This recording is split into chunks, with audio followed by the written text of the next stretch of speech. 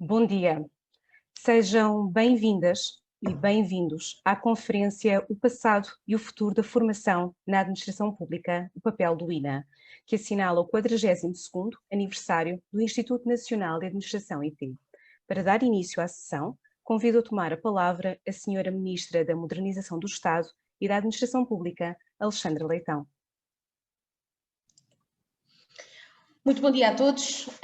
Permitam-me, antes de mais, cumprimentar em especial os membros da Comissão Instaladora e muito especialmente a Sra. Professora Doutora Luísa Neto, os vogais Doutora Sofia Crisóstomo e Dr. Miguel Agostão, os oradores, a quem eu também agradeço terem aceitado participar nesta sessão que assinala o 42º aniversário do INA, Dr. Damasceno Dias, Dr. José Ferreira Gomes e Doutora Rita Pinho Rodrigues, e uma palavra muito especial, naturalmente, a todos os trabalhadores do INA que nos acompanham por videoconferência e a outras pessoas que nos poderão estar também a acompanhar.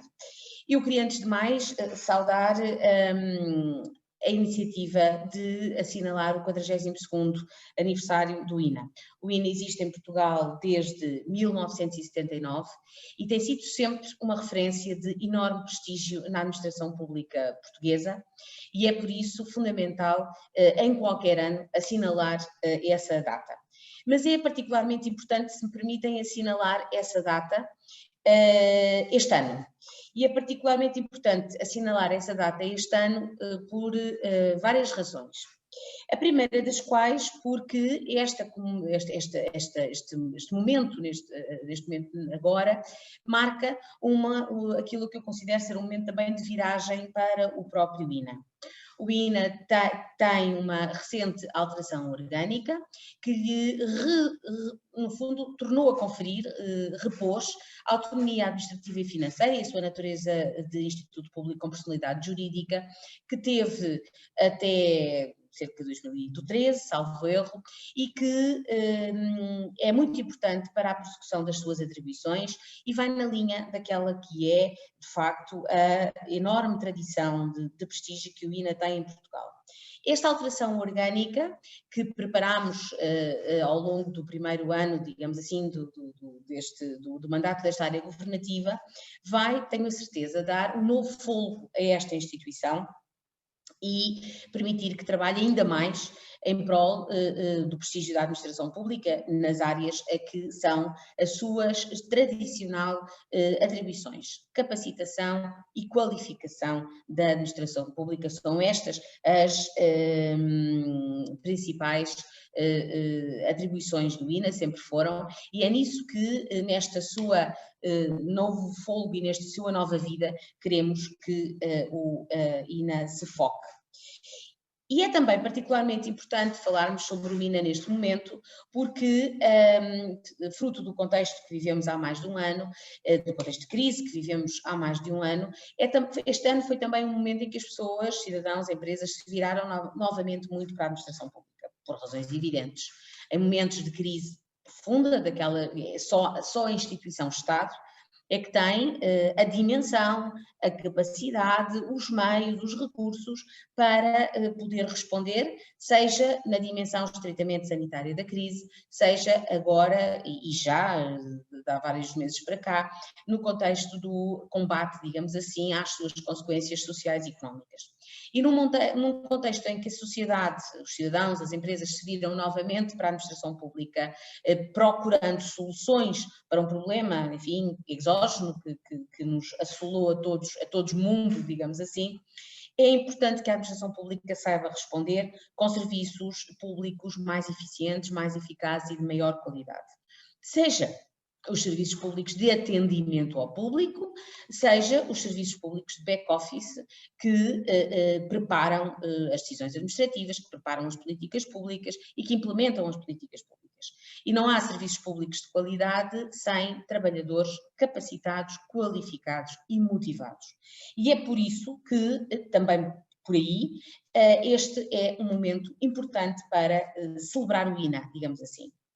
Em terceiro lugar, e relacionado com o que disse antes, dentro de muito breve, o INA será chamado a executar uma parte muito importante do Plano de Recuperação e Resiliência.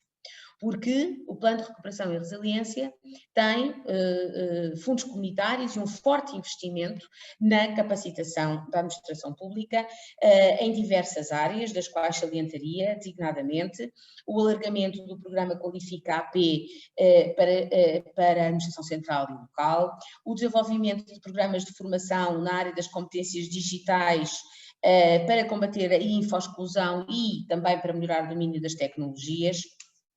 Naturalmente, lançar redobradamente o programa de formação superior e avançada em gestão para dirigentes e técnicos superiores da administração pública e ainda diferentes formações de curta duração, de diferentes durações, para que, independentemente da carreira onde onde os trabalhadores públicos estão integrados, tenham a possibilidade de se qualificar e requalificar.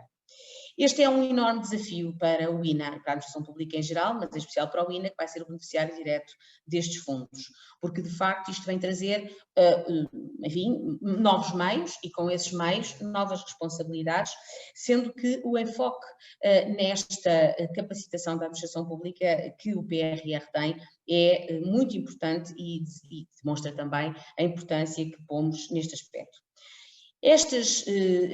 Esta formação será desenvolvida de acordo com a nova lei orgânica do INA, em parceria com as instituições de ensino superior, universidades e politécnicos, podendo beneficiar também, portanto, da capacidade já instalada que essas instituições têm e beneficiando eventualmente não, e com a ideia de beneficiar também no futuro, depois de instalada, depois de estarem as parcerias todas desenvolvidas, beneficiando também da possibilidade de, através das instituições de ensino superior, ter polos desconcentrados, portanto, beneficiar das instalações das próprias universidades, espalhadas por todo o país, para aí poder realizar formações coordenadas pelo INA. Portanto, por todas estas razões, este é um momento muito importante para o INA e é por isso particularmente, com particular satisfação, que me associo a este assinalar desta data. Estes objetivos são ambiciosos, mas são alcançáveis. E queria dizer, terminando, que deposito a maior confiança e total confiança na Comissão Instaladora, em especial na professora doutora Luísa Neto, para liderar este novo projeto, este projeto renovado, não é novo, renovado, do INA, com estes objetivos que aqui de forma muito breve e simples tracei, e também dizer que confio também em todos os trabalhadores do INA, que tenho a certeza, passado este momento de instalação, que é sempre um momento, enfim, em que se criam novas rotinas, passarão a ser trabalhadores de um instituto público com, na melhor linha da tradição do INA, a que o INA nos habituou nos últimos 42 anos. E, portanto, muitos parabéns ao INA, muitos parabéns à realização desta comemoração, deste evento, esta iniciativa, à qual me manterei ligada com todo o interesse para ouvir os próximos oradores. Muito obrigada a todos e bom trabalho. Obrigada. Muito obrigada, Sra. Ministra. Iniciamos agora o debate sobre o passado e o futuro da formação na administração pública e no painel de conferencistas temos connosco Damasceno Dias, Subdiretor-Geral da Autoridade Tributária e Aduaneira, José Ferreira Gomes, Professor Catedrático da Universidade do Porto e Rita Pinho Rodrigues, Diretora de Public Affairs e Media Relations da DEC Proteste. Vai moderar o debate Leonor Martins, Diretora de Redação da Human Resources Portugal, e contamos ainda com a presença de Sofia Figueiredo, do Instituto Nacional para a Reabilitação IP, que vai fazer interpretação para a língua gestual portuguesa. Durante a sessão, os participantes podem utilizar a ferramenta de chat para colocar questões que serão respondidas na parte final da conferência. Muito obrigada a todos por terem aceito o nosso convite. Passo a palavra a Leonor Martins. Muito obrigada, Patrícia. Bom dia a todos e, antes de mais, agradecer ao INA o convite, em particular à doutora Luísa Neto, é com enorme gosto que aqui estou e associar-me a esta comemoração dos 42 anos do INA. Passando agora aqui a palavra aos nossos oradores convidados, e apelando ao vosso poder de síntese, já sabemos como é que são estas iniciativas. A pergunta inicial eu vou pedir para responderem os três e tem a ver precisamente aqui com o tema que dá título a esta iniciativa, que é o passado e o futuro da formação na administração pública, o papel do INA. A doutora Damasceno Dias começava por lhe pedir que, à luz da sua experiência, dissesse que evoluções fundamentais é que identifica na formação na administração pública e como é que descreve o presente. E, por outro lado, se este ano que temos, o ano que passou, que temos vivido, se ajudou a acelerar aqui a aquisição de competências e de novas ferramentas para melhor servir as pessoas. Está sem som? Ok. Bom dia.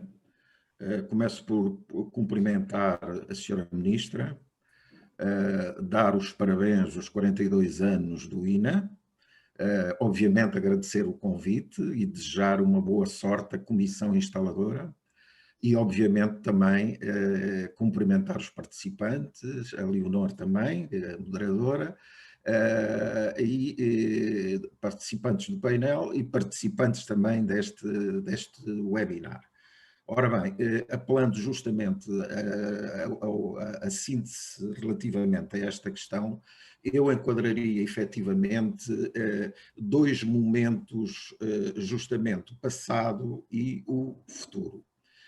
O passado, eu julgo que o INA teve como principal incidência a oferta formativa por catálogos, depois evoluiu um bocado para a oferta formativa mais ampla, ou seja, indo ao encontro das necessidades também dos diversos organismos, e fundamentalmente também alargando o leque daquilo que nós podemos chamar de formação, avançando um bocado para a dimensão do conhecimento, o que quer dizer que acrescentou ou tentou acrescentar a dimensão também, não só do conhecimento, mas da prática que é necessária para mudar a administração pública. Portanto, estava num caminho que me parece que efetivamente tinha que evoluir e daqui vou passar para o presente, tinha que evoluir porque a forma como nós aprendemos mudou substancialmente. Através das tecnologias que nós utilizamos, dos meios digitais, sobretudo da mentalidade das pessoas. As pessoas hoje, mais do que o conhecimento, querem efetivamente aprender.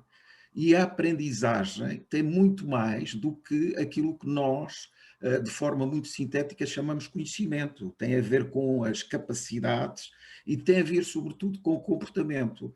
E, portanto, esta senda ou esta nova senda que a administração pública pretende dar, este novo desenvolvimento, este novo elan que o INA está a tentar protagonizar, vai justamente, a meu ver, em linha do que o que se quer efetivamente é tornar mais competentes, como a senhora Ministra dizia e bem, o tecido da administração pública. E por isso que, a meu ver, esta questão de avançar para uma dinâmica mais inclusiva, aproximando-nos cada vez, aproximando o INA, a universidade e, sobretudo, revertendo a oferta formativa, por um lado, para a procura dos órgãos e, por outro lado, a torná-la mais objetiva, mais concreta, na linha daquilo que é efetivamente o futuro. Ou seja,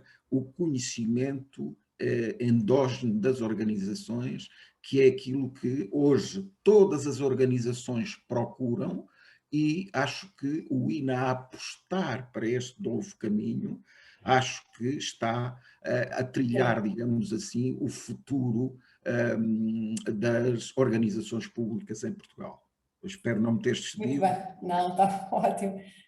Doutora Rita, se calhar agora passo-lhe a palavra a si e tendo aqui uma perspectiva mais vista de fora, como é que vê então aqui este passado e este futuro da formação na administração pública? Bom, antes de mais, bom dia a todos, agradecer o convite e dar os parabéns ao INA. Respondendo à sua questão, de facto, olhando numa lógica muito focada naquilo que é a visão do consumidor, nós percebemos que tal como o mundo mudou e o consumidor também mudou, também a administração pública se tem que adaptar a esta nova mudança. E, portanto, eu diria que neste momento há um enorme desafio. O desafio da digitalização veio para todos e obviamente veio também para os serviços do Estado e, portanto, vejo muito o trabalho que tem vindo a ser feito e certamente o que vai ser feito para o futuro muito centrado nesta lógica de, por um lado, se é preciso capacitar os consumidores, os cidadãos, para que cada vez mais se saibam movimentar neste ecossistema digital, também é preciso que os serviços e os seus trabalhadores e toda a sua estrutura também o faça. E, portanto, nós costumamos dizer, enfim, tentando de alguma maneira ver sempre um lado positivo em tudo o que acontece, que esta pandemia nos precipitou e nos obrigou a uma utilização, nomeadamente no que diz respeito ao digital, muito grande. E penso que esta oportunidade deve ser uma oportunidade que também deve ser aproveitada, obviamente, em termos formativos, para aproveitar esta disponibilidade de todos e, nesse sentido, também evoluir. Nós o que percebemos é que o nível de exigência dos consumidores é cada vez maior. Ele quer uma resposta rápida, a resolução do seu problema e, portanto, vemos o futuro com bons olhos se ele for centrado naquilo que são as necessidades dos cidadãos e as suas preocupações. E, portanto, nesse sentido, acreditamos que estamos hoje e que, enfim, a Comissão Instaladora está a dar os primeiros passos daquilo que vai ser um futuro risonho, tendo por este modo o centro das necessidades do cidadão. Muito bem, eu não estou aqui a ver o professor José Ferreira Gomes, mas penso que ele estará. Não, possivelmente teve falha de rede. Bom, ele irá juntar-se com certeza a nós assim que for possível. E se calhar passamos aqui para uma próxima questão e que tem a ver, vamos centrar agora aqui um bocadinho naquilo que é o papel do INA. A senhora Ministra frisou aqui de facto que há aqui desde este ano uma nova vida para este organismo, que teve por um período distinto e que terá, enfim, criado aqui algum, se calhar, retrocesso nesta aposta na formação e qualificação. Portanto, percebemos agora qual é que é a importância da revitalização do INA e que papel é que pode assumir, nomeadamente na experimentação e dinamização de novas ideias aplicadas à formação e à qualificação dos trabalhadores na administração pública. Dr. Damasceno Dias, por favor. Muito obrigado. Eu acho que esta viragem que se pretende vai ao encontro, como há bocado estive a referir, naquilo que hoje são as tendências em termos da disseminação do conhecimento. Isto porquê? Porque nós, o caminho da aprendizagem, há uma inversão, há bocado quando se falava efetivamente, hoje nas ferramentas digitais, há aqui uma inversão em termos da forma como as pessoas adquirem esse conhecimento. O que é que isto quer dizer? Quer dizer que 80% do conhecimento que as pessoas endogenizam é informal. Isto quer dizer o quê? Quer dizer que, e o INA parece-me, pelo que tenho lido, pelas notícias que têm vindo, e julgo que é essa, digamos assim, a visão que a senhora Ministra tem relativamente ao futuro do INA, é efetivamente torná-la uma instância que dê formação qualificante. O que é que isto quer dizer? Não é mera retórica. É que a aprendizagem que existe no seio das organizações também é conhecimento. E se repararem, eu acho que este caminho que o INA tem estado a trilhar no sentido de desenvolver dinâmicas relativamente à implementação da inovação, de projetos de inovação. Tem uma iniciativa que tem sido muito, muito interessante no âmbito também do trabalho colaborativo, o qual tenho o prazer de participar num desses trabalhos. É um trabalho que visa sobre a liderança na administração pública. Portanto, eu estou nesse grupo de trabalho. Posso lhe dizer, por exemplo, que foi desenvolvida uma ferramenta de autodiagnóstico para justamente perceber as competências dos dirigentes da administração pública. Isso vai permitir mapear e fazer o autodiagnóstico da administração pública e perceber até que ponto é que as futuras ações de formação podem efetivamente ser dirigidas a essas necessidades específicas que a administração pública tem, por um lado, e não só. Procurar também, e isso é uma iniciativa que o INA já tem, mas formar e criar programas de mentoria para os dirigentes da administração pública. Inclusivamente, desculpem lá, tivemos o arrojo, eu penso que o grupo não pediu autorização também para dizer isto, aqui também o grupo fez uma proposta, aliás, da criação de uma escola nacional de liderança, e isto não é justamente tentando ligar aquilo que é a aprendizagem na prática ao conhecimento, que eu acho que é essa transferência que a administração pública deve pugnar, portanto, ou seja, tornar o conhecimento transacionável. O que é que isto quer dizer?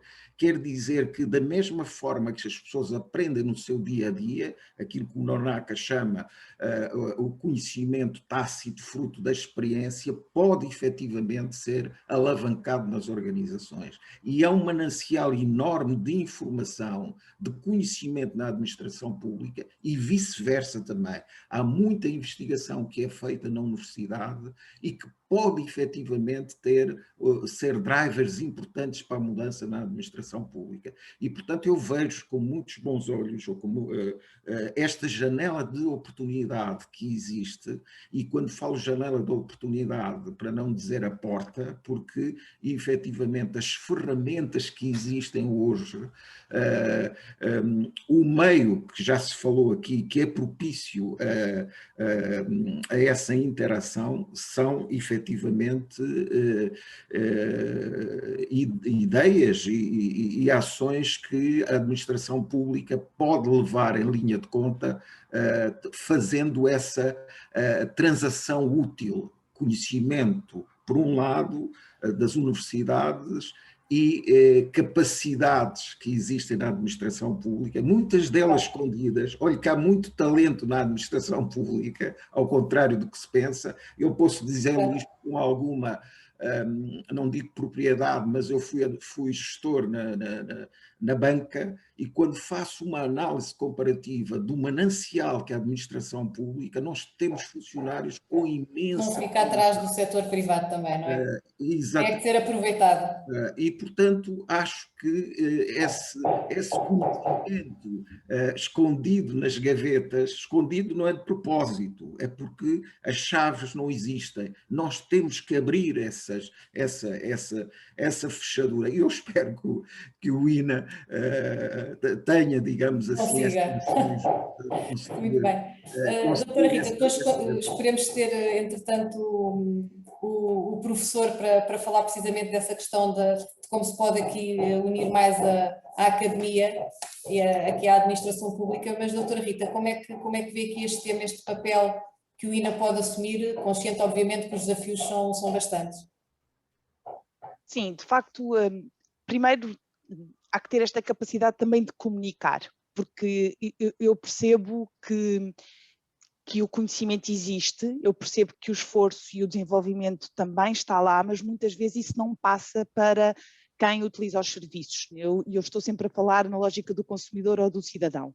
E eu penso que é aqui um dado importante, que é só se consegue mudar as ideias e as mentalidades, muitas vezes erradas, de que a administração pública funciona menos bem, de que não existe conhecimento, como diziam, existe muito know-how e know-how qualificado na administração pública, que se compararmos até com outras áreas não fica aquém, pelo contrário, até está bastante desenvolvido, mas é que a verdade é que muitas vezes criam estes estigmas e estas ideias erradas, muitas vezes baseadas em experiências menos positivas e que têm que ser alteradas.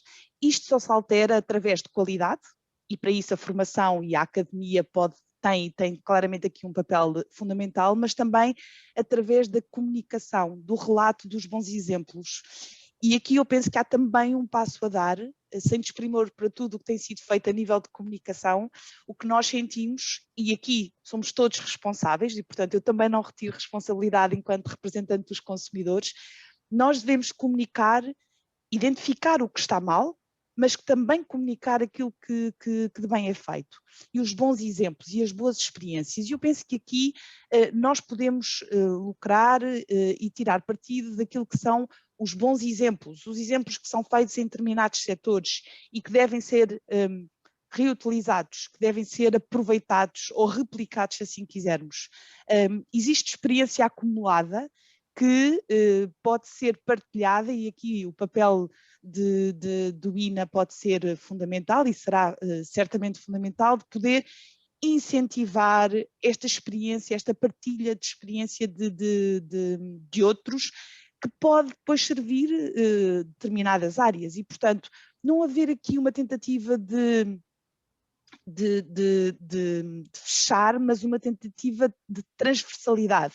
Nós sabemos que às vezes entre setores e entre áreas nem sempre existe esta maior promoção, mas é claramente aqui um ganho, e um ganho não apenas fechado na administração pública, mas também para o exterior. Estes bons exemplos, cada vez mais nós temos que beber das boas práticas, não faz sentido estarmos sempre a tentar inventar a roda, o que faz sentido é ver a melhor forma de implementar. O consumidor também procura, porque ganha com toda esta eficiência, com toda esta eficácia, com toda esta qualidade e, portanto, estamos aqui claramente todos no mesmo lado, mas para isso é preciso que haja comunicação e que estes exemplos também venham para o exterior. Nós temos uma tendência grande em apontarmos e sermos muito reativos, e as redes sociais ajudam bastante nisso, não é? Quando alguma coisa corre mal, toda a gente sabe, e toda a gente critica, e mesmo que nem perceba o que é que está em causa, sim, lá está, entra a ideia que está pré-concebida, mas quando há algo que funciona, não é notícia e não é comunicado, e portanto há aqui alguma solidariedade também da parte da defesa do consumidor no sentido de dar eco das boas práticas e dos bons exemplos. Exatamente, também há bons exemplos para se partilhar. Entretanto, tive aqui a informação que infelizmente o professor José Ferreira Gomes não vai conseguir juntar-se a nós, teve um imprevisto e vai ser todo impossível, portanto nós vamos continuar aqui com os nossos dois oradores. Dr. Damasceno Dias, agora aqui uma questão aqui um bocadinho mais concreta e atendendo àquilo que é a realidade da autoridade tributária aduaneira, que tem uma grande dispersão geográfica dos serviços. Que oportunidades é que identifica na formação à distância e também na desconcentração a nível da formação regional e local que está prevista neste novo quadro do INA? Vi aqui uma vantagem nesta, até atendendo àquilo que é o quadro atual também, que suscitou aqui alguns ganhos e aprendizagens nesta matéria. Mais uma vez, sim, posso. A autoridade tributária tem uma vasta tradição na parte da formação.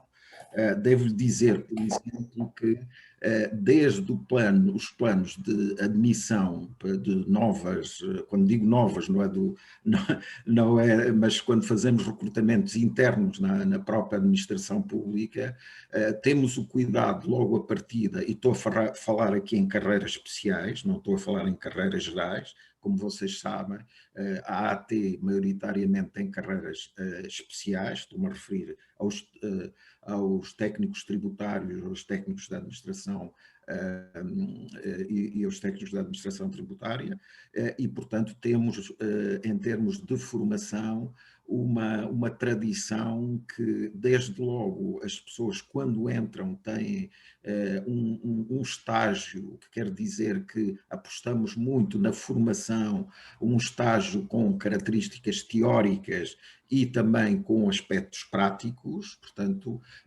só a título de exemplo, temos 180 horas de teóricas e quase 520 na prática, portanto, em trabalhos práticos. Temos outra tradição que eu julgo que não conheço na administração pública, pelo menos não é do meu conhecimento, as pessoas para mudarem de nível, para progredirem na carreira, e estou-me a referir sempre às carreiras especiais, portanto têm que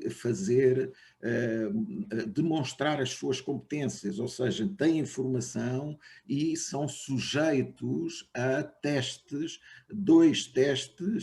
três testes, desculpem, em que os testes são inclusivamente eliminatórios.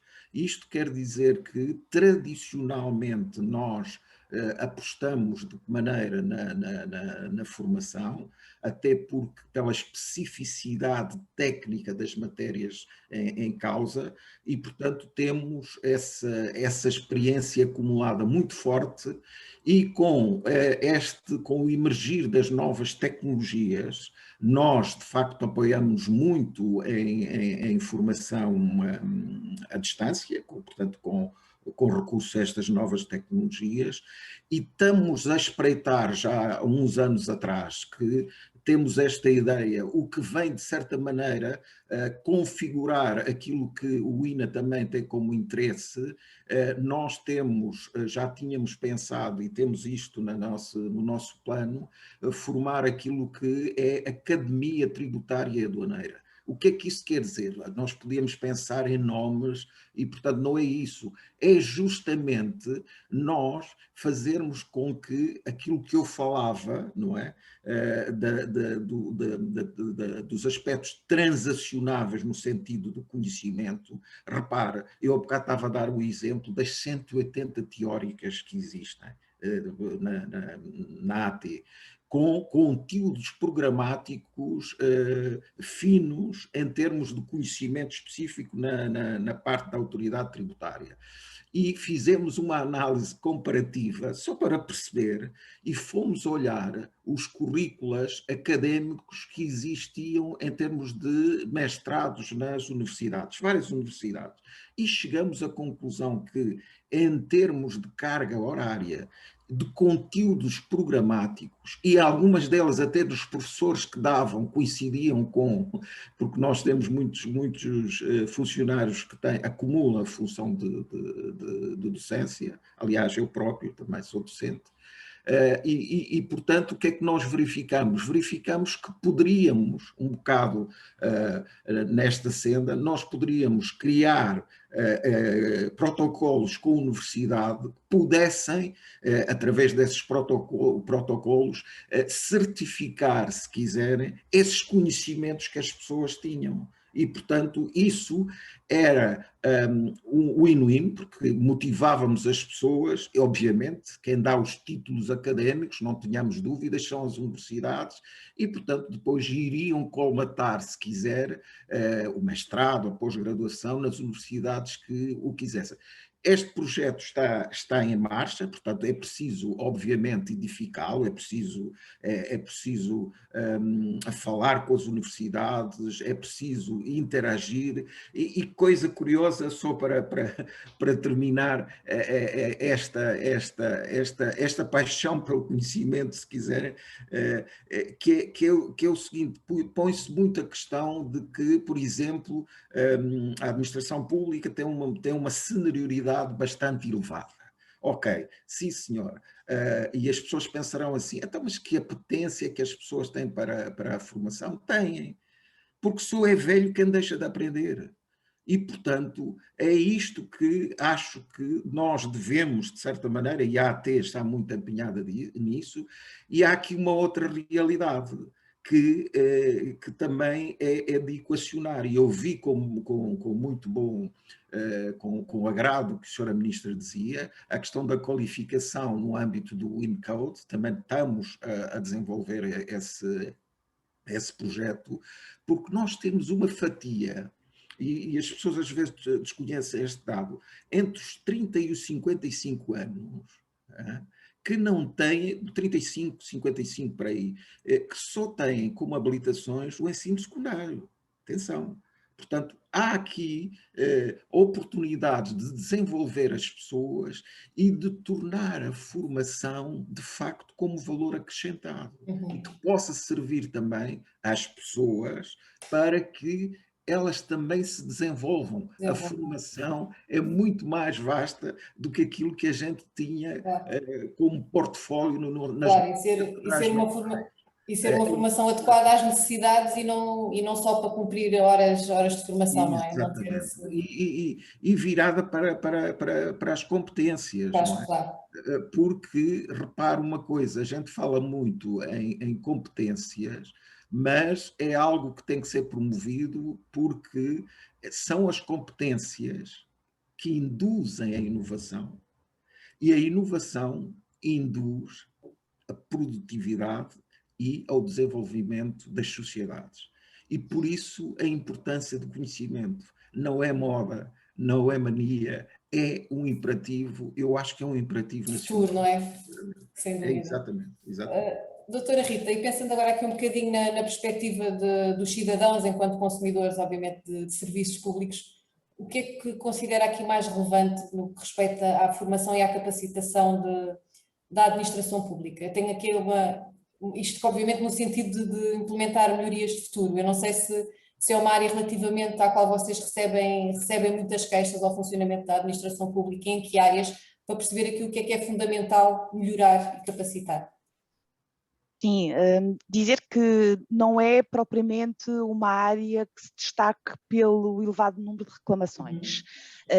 Há que dizê-lo. De facto, nós temos algumas reclamações, mas não é de todo, não está no topo daquelas que são reclamadas e, portanto, o que também indicia que enfim, eu diria que de alguma forma indicia também a forma como os consumidores olham para a administração pública. Posso dizer, por exemplo, falando de números, que este ano temos 1.451 reclamações sobre o descritor de administração pública. Posso depois detalhar um bocadinho mais o que é que estará aqui dentro, mas se fizermos uma comparação com o ano passado, portanto o ano inteiro, nós tivemos 3.570 reclamações. Portanto, estamos mais ou menos em linha com aquilo que é habitual e, como poderão compreender, não é de facto um número que seja significativo.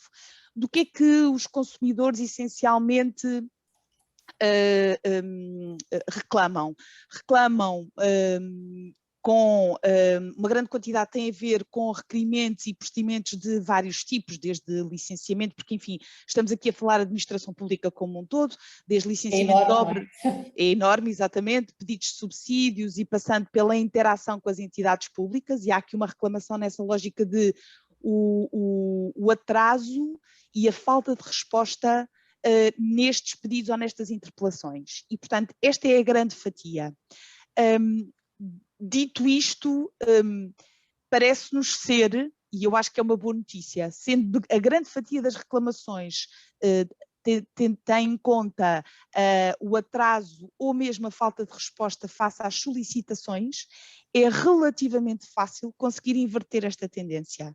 E por isso é que eu digo que é uma boa notícia, porque através de um bom processo, de um bom sistema, é relativamente fácil, porque uma coisa é atraso ou falta de resposta, outra coisa é eu gostar enquanto consumidor ou não da resposta. E o que está aqui em causa, em grande parte destas reclamações, é pura e simplesmente uma resposta que chega demasiado tarde ou pura e simplesmente não é respondida. E neste sentido eu acho que há aqui um trabalho para todos até que nos estão a ouvir, fazendo isto de uma forma transversal, se os serviços da administração pública conseguirem responder aos consumidores, independentemente de eles terem ou não terem razão, a verdade é que este nível de resistência acaba por se esvair, porque com uma explicação, depois o que o consumidor tem que perceber é se tem ou não forma de poder reagir àquele enquadramento. Há aqui também um outro ponto que eu acho que é importante relevar.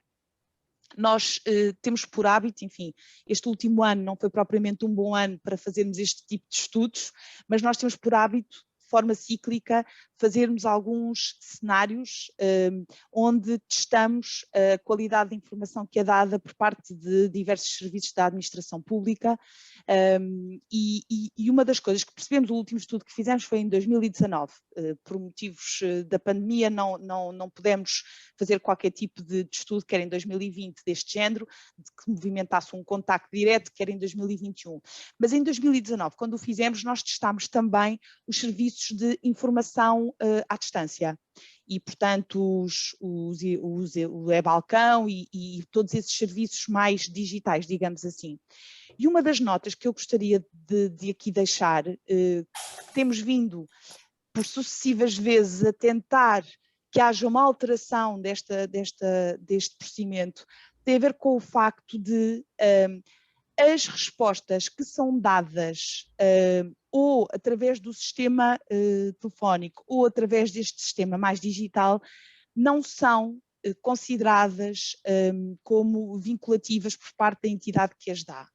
E, de alguma forma, isto contraria aquilo que é a tendência que nós tentamos que o consumidor procure este tipo de canais, que dê alternativas de resposta e que não se foque apenas no cara a cara, no ir ao balcão físico.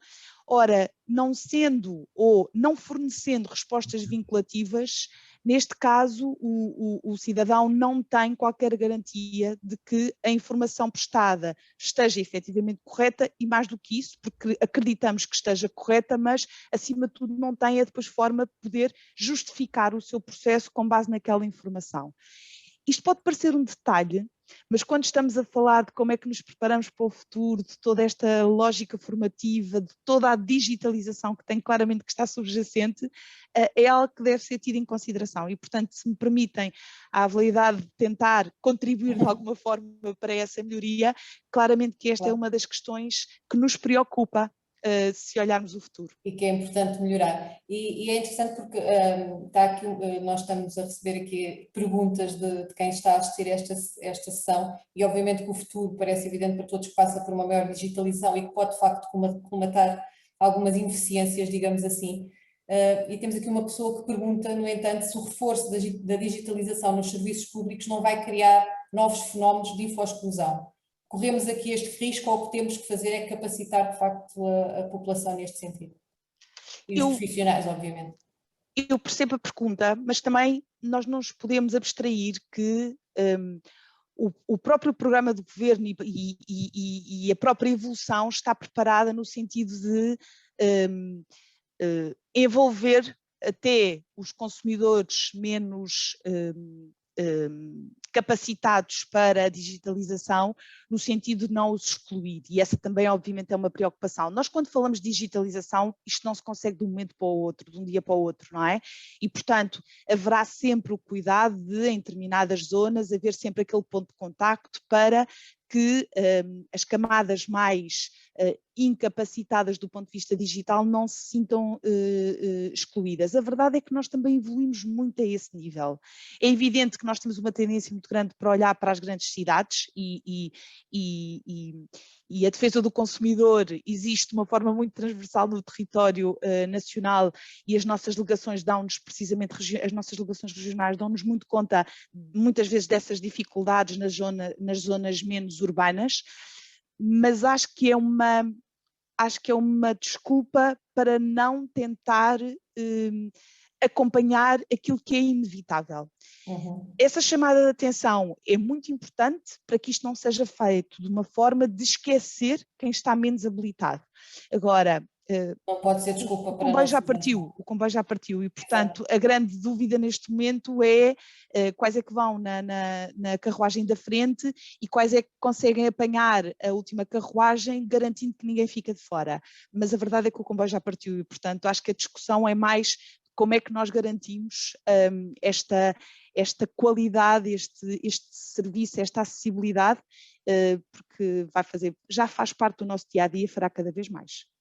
Muito bem. Eu ia só acrescentar, se me permite, aliás, a questão é muito pertinente, porque nós falamos muito na transição digital e esquecemos-nos que, complementarmente, nós temos que pensar na transição organizacional. O que é que isso quer dizer? Quer dizer justamente isto, é que as tecnologias são um meio e quem desenvolve as tecnologias são as pessoas. Por enquanto, e mesmo com a inteligência artificial, as pessoas terão sempre um incremento nessas novas tecnologias. Eu quero dizer com isto que, e há bocado a senhora Ministra frisou e bem, o programa InCode visa justamente, de certa maneira, tornar mais inclusiva esta questão de dar resposta a estas novas tecnologias. Não quer dizer que nós sejamos todos tecnólogos no futuro, não é? Mas é, de certa maneira, deixarmos de ser analfabetos funcionais, sem desprestígio nenhum. Eu também sou funcionalmente um analfabeto.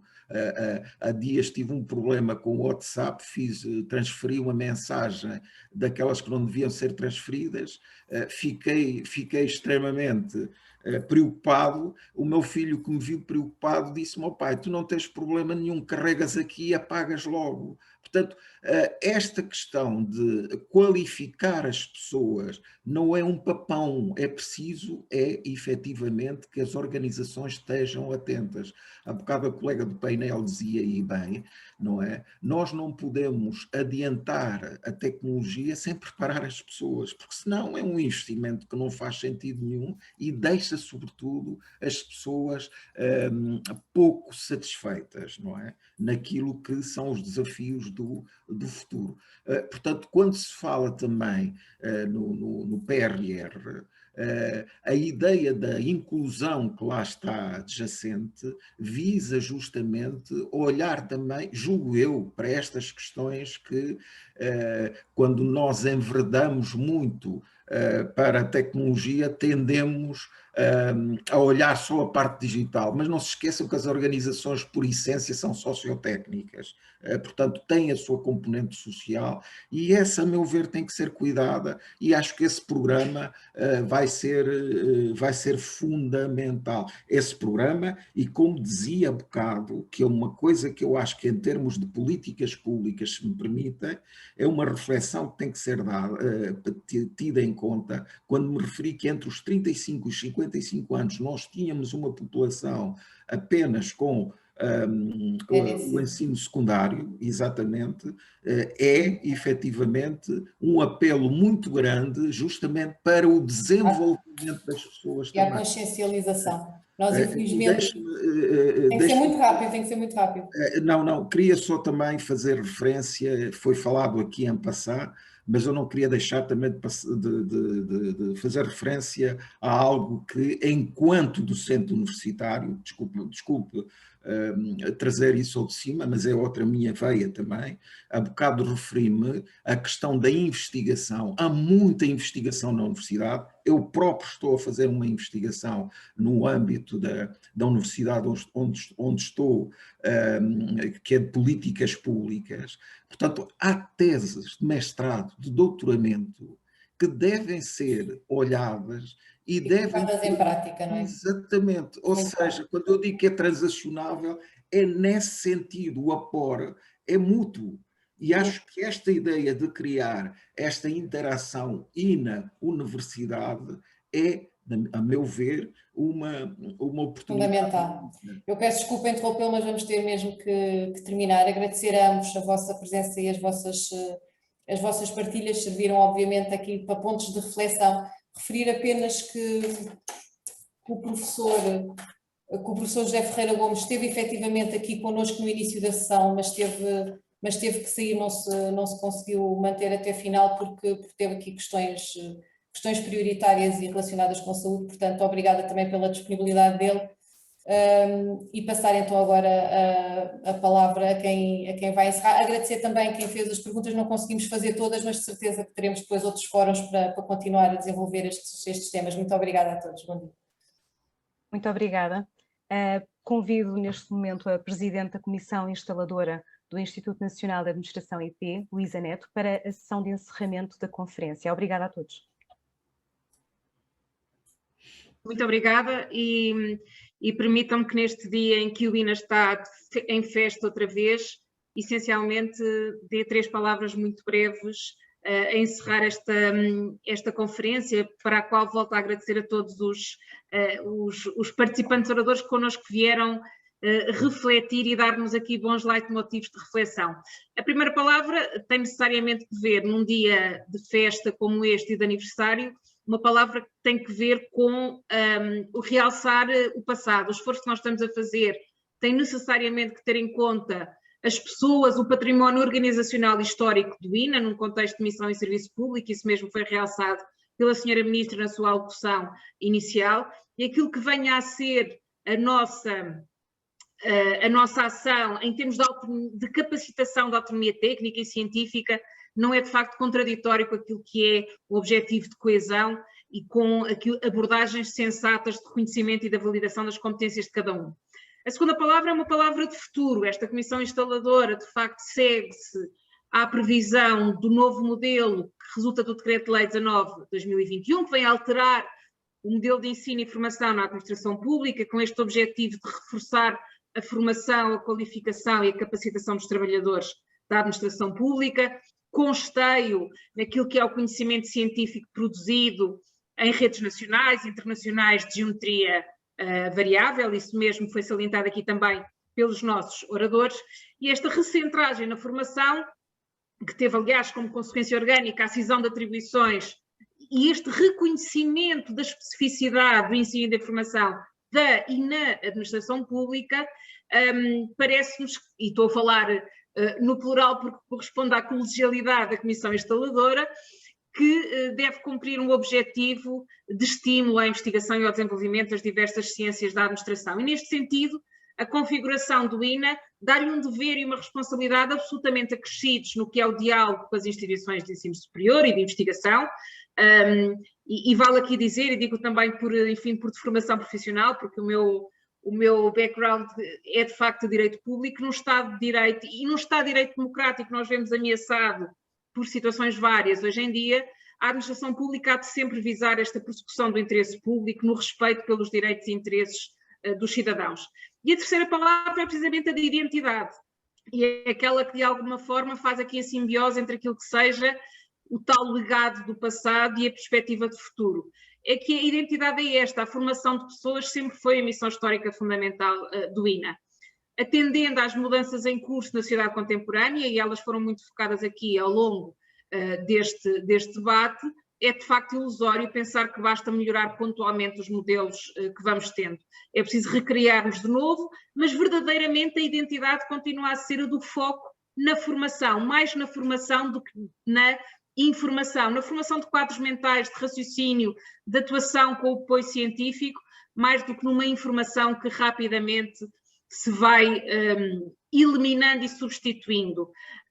E de facto ouvimos aqui falar da necessidade da capacitação digital, nomeadamente no âmbito de iniciativas como o InCode ou como aquilo que virá a ser também aqui o quadro do PRR, mas eu permitia-me lembrar que desde 2015, portanto já lá vão 6 anos, que o Código de Procedimento Administrativo prevê hoje um princípio de administração eletrónica, quiçá não tiramos ainda todas as consequências dessa previsão, e é isso que temos que fazer.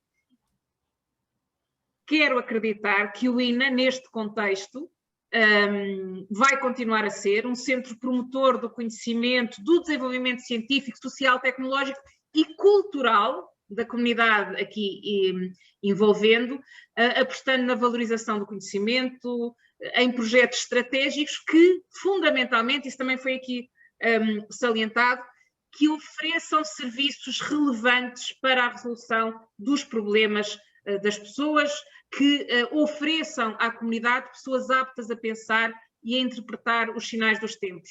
É para esse desafio que cá estamos, com energia e entusiasmo, certos de que a nossa missão é desta cultura de serviço e de interesse público e que aí temos que incluir mecanismos específicos de observação permanente, quer da qualidade interna, quer da qualidade dos serviços prestados. E é de facto esse o nosso objetivo e será com certeza por essa intenção que seremos julgados a curto, médio ou longo prazo. Muito obrigada a todos por terem estado connosco. O resto de um bom dia. E contem com o INA também nestes novos desafios que nos encontrarão. Muito obrigada. Muito obrigada, professora. Obrigado. Antes Bom de dia a darmos todos. por encerrada esta sessão, que assinala os 42 anos do INA e que se centrou no passado e no futuro da formação na administração pública e no papel que o INA assume nesta área, solicitamos a vossa apreciação da sessão através do preenchimento do inquérito que vai aparecer no vosso ecrã. Lembramos que a gravação do debate será disponibilizada no canal de YouTube do INA e agradecemos mais uma vez a presença dos nossos convidados e de todos os participantes. Até uma próxima oportunidade. Um bom dia.